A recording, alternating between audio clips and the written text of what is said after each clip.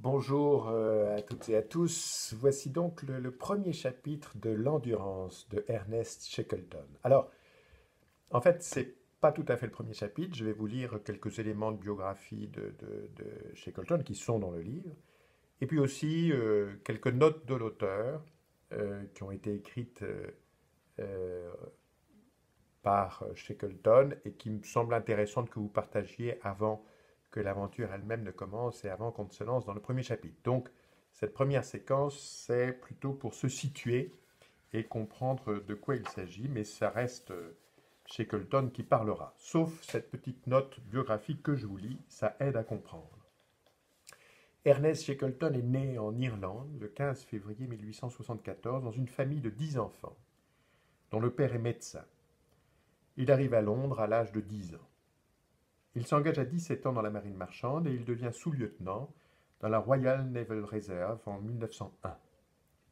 Cette même année, il connaît sa première expérience en Antarctique sous les ordres de Robert Falcon Scott, en tant que troisième lieutenant à bord du Discovery. Atteint de scorbut lors de cette expédition, il est contraint de rentrer chez lui, où il s'essaie à plusieurs métiers. Journaliste, secrétaire de la Royal Scottish Geographical Society, homme d'affaires, et il se porte même candidat à des élections parlementaires. Mais l'Antarctique demeure son obsession. Et la rencontre avec un jeune officier de la Navy l'incite à tenter une nouvelle expédition en direction du pôle. Ces conditions sont clairement posées. C'est seulement dans le rôle de chef que je puis donner le meilleur de moi-même.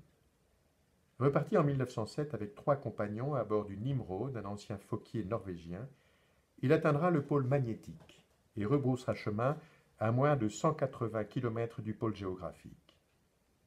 Ce record lui vaut d'être anobli par le roi Édouard VII. Et si la conquête du pôle Sud en 1912 par Amundsen fait quelque peu oublier cette gloire, la mort de Scott incite les Britanniques à tenter un nouveau coup d'éclat avec la traversée du continent antarctique. Shackleton sera l'homme de ce défi. Rien cependant ne se passera comme prévu. Note de l'auteur. Après la conquête du pôle Sud par Amundsen, précédant de quelques jours seulement l'expédition britannique conduite par Scott, il ne restait plus qu'une grande entreprise à tenter dans l'Antarctique, la traversée de mer à mer du continent polaire sud. Stimulé par les succès norvégiens, j'ai entrepris l'étude et l'organisation de cette expédition. C'est une expédition britannique que reviendra l'honneur de la première traversée du continent extrême. La première traversée du continent antarctique de mer à mer, en passant par le pôle, en plus de sa valeur historique, aura une grande importance scientifique. On peut évaluer approximativement la distance à parcourir à 1800 milles. La première moitié du trajet de la mer de Weddell au pôle s'accomplira sur une terre inconnue. Chaque pas sera un progrès pour la science géographique. On saura si la grande chaîne des monts Victoria, qui s'étend de la mer de Ross au pôle, traverse tout le continent et s'enchaîne, l'interruption de l'océan mis à part, aux Andes de l'Amérique du Sud. Et si le grand plateau polaire descend graduellement vers la mer de Weddell. Des observations magnétiques seront continuellement faites pendant le voyage.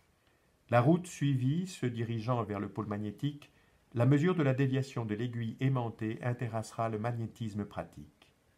On notera avec soin les conditions météorologiques. Ces observations seront d'une grande utilité pour la solution de nos problèmes atmosphériques. Le glaciologue et les géologues étudieront la formation de la glace et la nature des montagnes. Leurs rapports seront d'un grand intérêt scientifique. Pendant que l'équipe transcontinentale entreprendra pour l'honneur du drapeau britannique le plus grand voyage polaire qui ait jamais été tenté, d'autres détachements se livreront à d'importants travaux scientifiques. 2 groupes ayant pour base la mer de Weddell partiront avec des traîneaux, l'un à l'ouest vers le Graham Land, l'autre à l'est vers l'Enderby Land. Tous 2 faisant des observations, collectionnant des spécimens minéraux, étudiant la géologie des montagnes de ces régions et leur rapport avec celles découvertes de l'autre côté du pôle. Un 3e détachement restera à la base, étudiant la faune du continent et de la mer, ainsi que les variations météorologiques. De l'autre côté du pôle, avec la mer de Ross comme base, un autre groupe poussera au sud et attendra l'arrivée de l'équipe transcontinentale. Les 2 bateaux de l'expédition seront équipés pour des dragages, des sondages et pour tous les divers travaux hydrographiques. Le navire à destination de la mer de Weddell s'efforcera notamment de relever le tracé encore indéterminé des côtes du Grahamland. Pareils travaux et recherches scientifiques n'ont encore jamais été effectués sur ces terres polaires. C'est la première fois qu'un voyage de ce type sera entrepris à partir de la mer de Weddell, et les différents groupes découvriront de vastes étendues de terres inconnues. Il est enfin juste que le voyage se fasse sous le drapeau britannique, puisque tout le pays connu au sud est déjà territoire britannique. Le bateau, opérant dans la mer de Weddell, quittera Buenos Aires en octobre 1914, et tentera d'atterrir en novembre à la latitude 78 degrés sud. Ensuite, le groupe transcontinental entreprendra immédiatement son voyage de 18 milles avec l'espoir d'atteindre en 5 mois la mer de Ross. Si le débarquement se fait trop tard dans la saison, l'expédition prendra ses quartiers d'hiver, puis, pendant l'automne et le printemps, installera des dépôts de vivres. Et le plus tôt possible en 1915, entreprendra son voyage. Le détachement transcontinental conduit par Sir Ernest Shackleton comptera 6 hommes. Il emploiera 100 chiens pour les traîneaux et 2 traîneaux à moteur avec hélice aérienne. Le chef d'équipe et ses conseillers régleront les détails de l'équipement. Une fois au pôle, après avoir couvert 800 milles de terres inconnues, ce détachement se dirigera au nord et il compte retrouver celui parti de la mer de Ross. Ensuite de quoi, ils rallieront ensemble la base de la mer de Ross. L'Endurance déposera en tout 14 hommes sur la côte de la mer de Weddell. 6 feront le voyage transcontinental. 3 exploreront l'ouest, 3 l'est et 2 resteront à la base. L'Aurora transportera 6 hommes sur la côte de la mer de Ross. Ils installeront des dépôts de vivres sur la route suivie par le détachement transcontinental et, marchant vers le sud à sa rencontre, feront en cours de route des observations géologiques et autres. Si le voyage transcontinental réussit comme on l'espère dès la première saison, on peut compter sur le retour des explorateurs dans le monde civilisé pour avril 1915. Les autres groupes les rejoindront en avril 1916. Les 2 bateaux sont maintenant choisis. L'Endurance, qui portera l'expédition de la mer de Weddell, et ensuite explorera les terres inconnues de cette mer, c'est un bateau neuf, spécialement bâti pour la navigation polaire sous la haute surveillance d'un comité d'explorateurs du pôle. Il a été construit par Christensen, le fameux constructeur norvégien de bâtiments pour la chasse aux phoques. C'est un 3-mâts assisté par des machines à triple détente, lui donnant une vitesse de 9 à 10 nœuds. Pour rester longtemps en mer, il devra faire le plein d'huile et de charbon. Il est bâti en bois de sapin choisi, de chêne et de greenheart, et jauge 350 tonnes. Ce beau vaisseau et son équipement ont coûté 14 000 livres. L'Aurora, qui traversera la mer de Ross, est semblable sur tous ses rapports au Terra Nova de la dernière expédition du capitaine Scott. Les autorités du gouvernement australien l'avaient fait remanier par l'expédition du Dr Mawson. Il est maintenant à Hobart, en Tasmanie, où le groupe de la mer de Ross le rejoindra en octobre prochain. Le 1er janvier 1914, ayant reçu la promesse d'une avance financière suffisante pour assurer le succès de l'expédition, je rendis le projet public. Il en résulta d'abord une inondation de lettres de gens de toutes les classes de la société, qui demandaient à prendre part à l'aventure. J'en reçus près de 5000. Sur ce nombre, je choisis 56 hommes. En mars, à mon grand désappointement, l'avance financière promise me fut refusée. J'avais équipé un bateau, engagé un équipage, et je n'étais pas en possession des fonds nécessaires pour tenir mes engagements.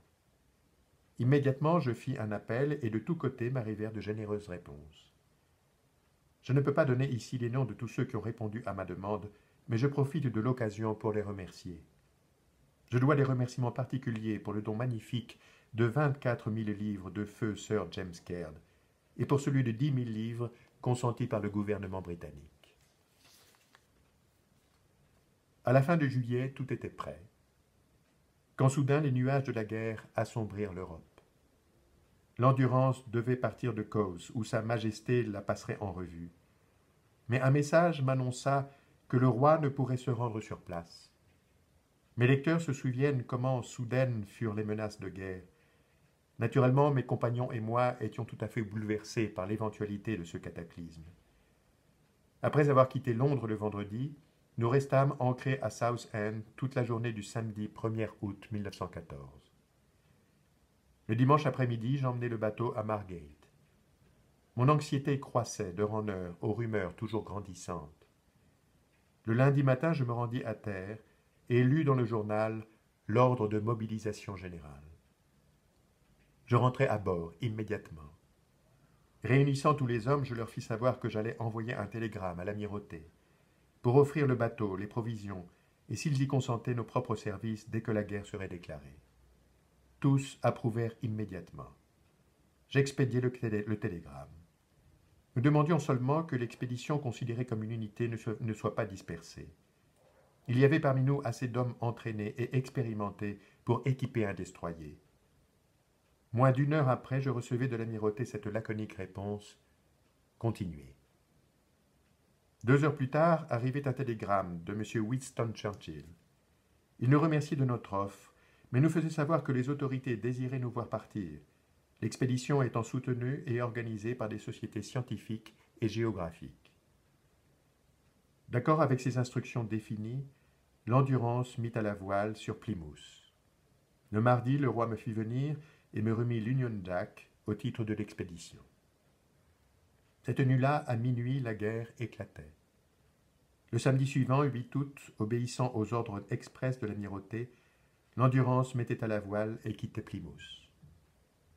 Je sais que notre départ a soulevé certaines critiques, dans la mesure où nous quittions le pays à ce moment tragique. Il faut que l'on sache que la préparation de cette expédition avait pris toute une année et que de grandes sommes d'argent avaient été dépensées. Sans même consulter les donateurs, nous avions offert d'abandonner l'entreprise. Nul ne pensait alors que la guerre durerait 5 ans et s'étendrait au monde entier.